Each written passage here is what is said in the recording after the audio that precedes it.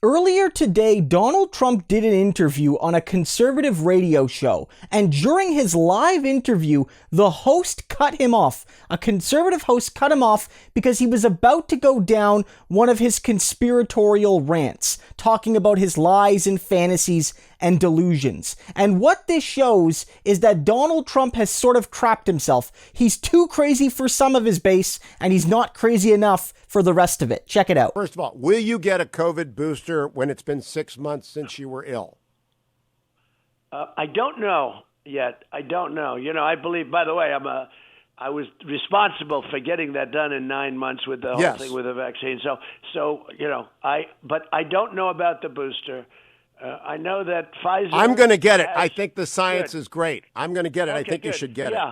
I would have nothing against getting it. I'd like to look at it a little bit more. But first of all, we have September to make the decision, et cetera, et cetera. We have a little while.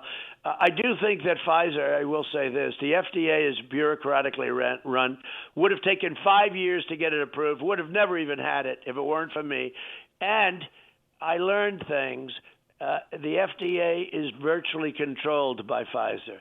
Pfizer has control, not Johnson & Johnson, not Moderna, but Pfizer has control over the FDA.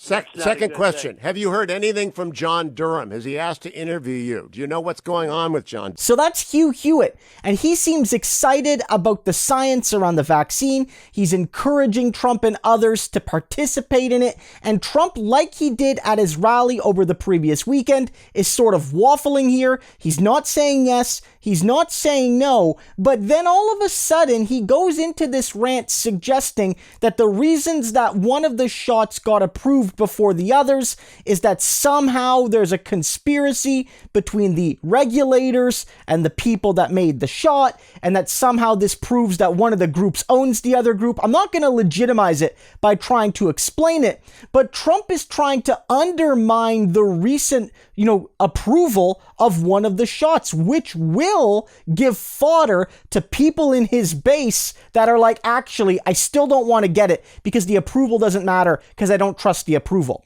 right?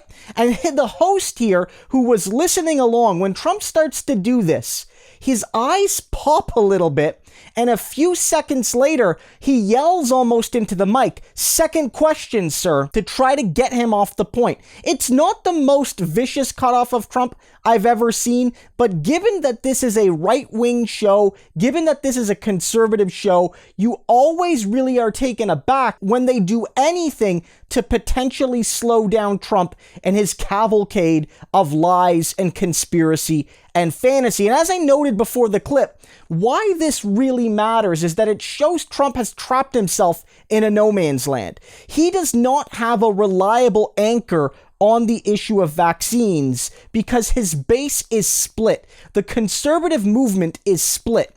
When he pushes it full bore, or even timidly, like he did in Alabama, he gets booed. Alex Jones calls him a dumbass and all of these things, and no one believes him, and it doesn't matter, right? His base still stands against him on that issue. And yet, when he gives an interview to a conservative host that does support the science, he goes on this conspiratorial rant and he forces the host to cut him off to rush to the next question. And so Trump has trapped himself, and I don't feel bad for Trump. He did this when he allowed himself and he allowed people around him to spread these lies. And he did it to himself when he refused to get the shot publicly along with his wife, which is what every other major politician, including his vice president and his vice president's wife, what they did. So Donald Trump is stewing in the mess he made, and you love to see it. Even right-wingers, at least some of them, can't tolerate how conspiratorial he is, and his own base, they don't think he's crazy enough.